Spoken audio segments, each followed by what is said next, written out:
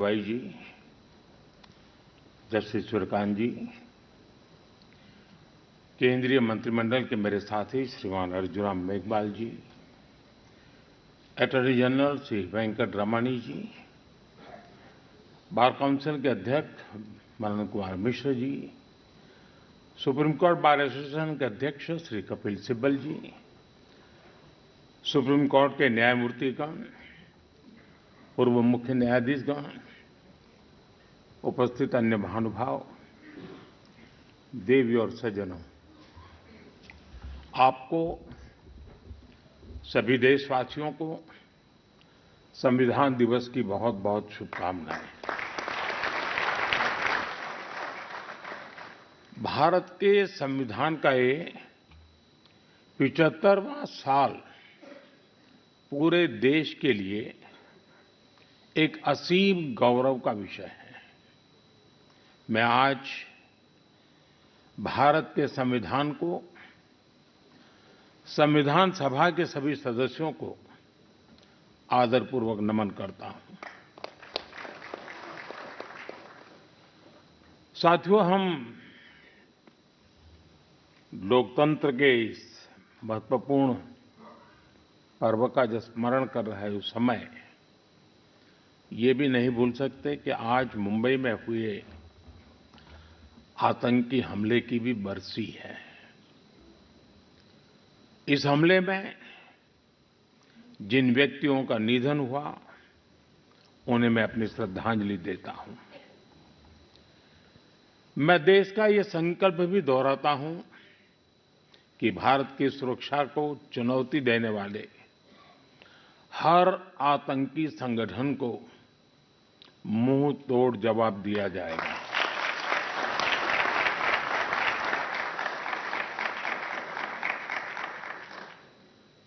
साथियों, संविधान सभा की लंबी बहस के दौरान भारत के गणतांत्रिक भविष्य पर गंभीर चर्चाएं हुई थी। आप सभी उस डिबेट से भलीभांति परिचित हैं और तब बाबा साहब आम्बेडकर ने कहा था, Constitution is not a mere lawyer's document. Its spirit is always the spirit of age. जिस स्पिरिट की बात बाबा साहब कहते थे, वो बहुत ही अहम है। देश काल परिस्थिति के हिसाब से उचित निर्णय लेकर हम संविधान की समय समय पर व्याख्या कर सकें, ये प्रावधान हमारे संविधान निर्माताओं ने हमें दिया है। हमारे संविधान निर्माता ये जानते थे कि भारत की आकांक्षाएं, भारत के सपने समय के साथ नई ऊंचाई पर पहुंचेंगे। वो जानते थे कि आजाद भारत की और भारत के नागरिकों की जरूरतें बदलेगी, चुनौतियां बदलेगी। इसलिए उन्होंने हमारे संविधान को महज कानून की एक किताब बनाकर नहीं छोड़ा, बल्कि इसको एक जीवंत, निरंतर प्रवाहमान धारा बनाया। साथियों, हमारा संविधान हमारे वर्तमान और हमारे भविष्य का मार्गदर्शक है।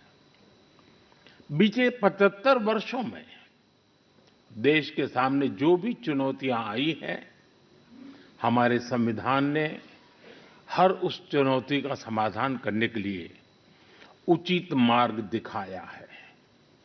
इसी कालखंड में आपातकाल जैसा समय भी आया और हमारे संविधान ने लोकतंत्र के सामने आई इस चुनौती का भी सामना किया।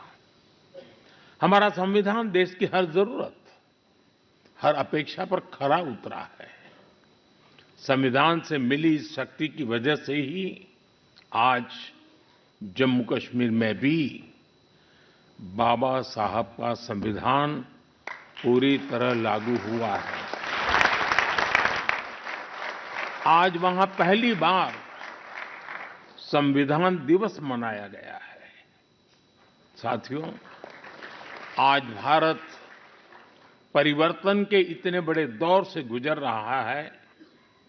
ऐसे अहम समय में भारत का संविधान ही हमें रास्ता दिखा रहा है, हमारे लिए गाइडिंग लाइट बना हुआ है। साथियों, भारत के भविष्य का मार्ग अब बड़े सपनों, बड़े संकल्पों की सिद्धि का है। आज हर देशवासी का एक ही ध्येय है, विकसित भारत का निर्माण। विकसित भारत का मतलब है जहां देश के हर नागरिक को एक क्वालिटी ऑफ लाइफ मिल सके, डिग्निटी ऑफ लाइफ मिल सके। ये सामाजिक न्याय, सोशल जस्टिस का भी बहुत बड़ा माध्यम है और ये संविधान की भी भावना है। इसलिए बीते वर्षों में देश में लोगों के बीच आर्थिक और सामाजिक समानता लाने के लिए कई कदम उठाए गए हैं। बीते 10 वर्षों में 53 करोड़ से ज्यादा ऐसे भारतीयों का बैंक खाता खुला है जो बैंक के दरवाजे तक नहीं पहुंच पाते थे। बीते 10 वर्षों में 4 करोड़ ऐसे भारतीयों को पक्का घर मिला है जो कई कई पीढ़ियों से बेघर थे। बीते 10 वर्षों में 10 करोड़ से ज्यादा ऐसी महिलाओं को मुफ्त गैस कनेक्शन मिला है जो बरसों से अपने घर में गैस पहुंचने का इंतजार कर रही थी। हमें आज के जीवन में बहुत आसान लगता है कि घर में नल खोला और पानी आ गया, लेकिन देश में आजादी के 75 साल बाद भी सिर्फ 3 करोड़ घर ही ऐसे थे जिनमें नल से जल आता था। करोड़ों लोग तब भी अपने घर में नल से जल का इंतजार कर रहे थे।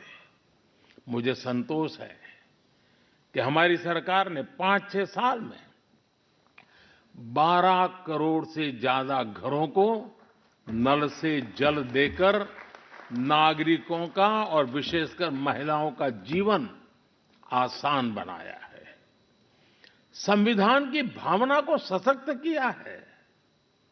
साथियों, आप सभी जानते हैं कि हमारे संविधान की मूल प्रति में भी प्रभु श्री राम, माता सीता, हनुमान जी, भगवान बुद्ध, भगवान महावीर, गुरु गोविंद सिंह जी सभी के चित्र हैं।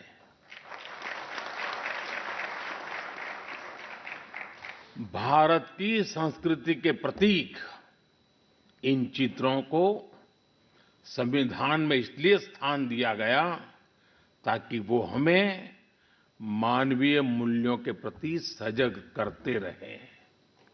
ये मानवीय मूल्य आज के भारत की नीतियों और निर्णयों का आधार है। भारतीयों को त्वरित न्याय मिले, इसके लिए नई न्याय संहिता लागू की गई है। दंड आधारित व्यवस्था अब न्याय आधारित व्यवस्था में बदल चुकी है। महिलाओं की राजनीतिक भागीदारी बढ़ाने के लिए नारी शक्ति बंधन अधिनियम का ऐतिहासिक निर्णय हुआ है। हमने थर्ड जेंडर को उनकी पहचान और उनका हक दिलाने के लिए भी कदम उठाए हैं। हमने दिव्यांगजनों के जीवन को आसान बनाने के लिए भी व्यवस्थाएं बनाई हैं। साथियों, आज देश का बहुत ज्यादा जोर देश के नागरिकों की ईज ऑफ लिविंग पर है। एक समय था जब पेंशन पाने वाले सीनियर सिटीजन्स को बैंक में जाकर साबित करना होता था कि वो जीवित है। आज सीनियर सिटीजन्स को घर बैठे ही डिजिटल लाइफ सर्टिफिकेट्स की सुविधा मिल रही है। करीब-करीब 1.5 करोड़ सीनियर सिटीजन्स अब तक इस सुविधा का लाभ उठा चुके हैं। आज भारत वो देश है जो हर गरीब परिवार को 5 लाख रुपए तक के मुफ्त इलाज की सुविधा देता है। आज भारत वो देश है जो